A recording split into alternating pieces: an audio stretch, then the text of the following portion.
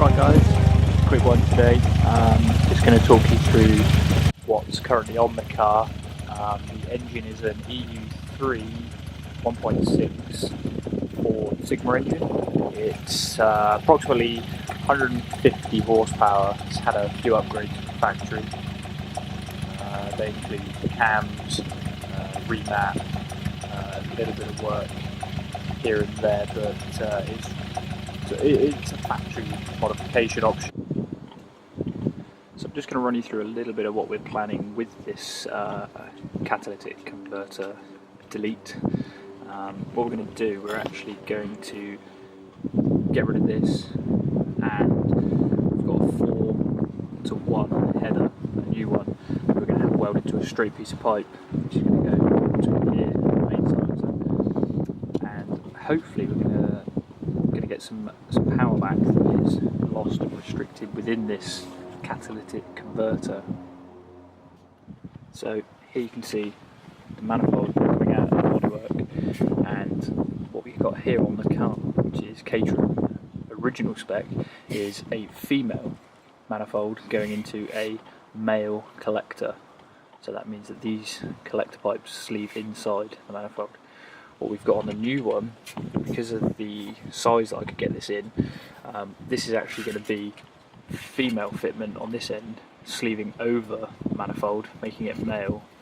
It's actually hopefully going to help with a little issue I've noticed here. If you look very closely, you can see there's some carbon deposits from the exhaust gas, which are kind of leaking out of this seam here. It's not huge, but there is a bit more on the underside there. So other than just getting this pipe welded to the collector, there's a few things we're going to have to do to get it to fit the car correctly.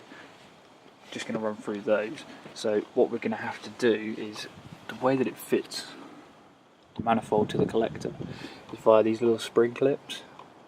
So that one there is fine, but we're going to have to get 2 of these tacked on, just so we can tension this end of the collector onto the manifold. And as you can see here, there's a slight bend in this pipe just as it comes out of the cat into the rear silencer.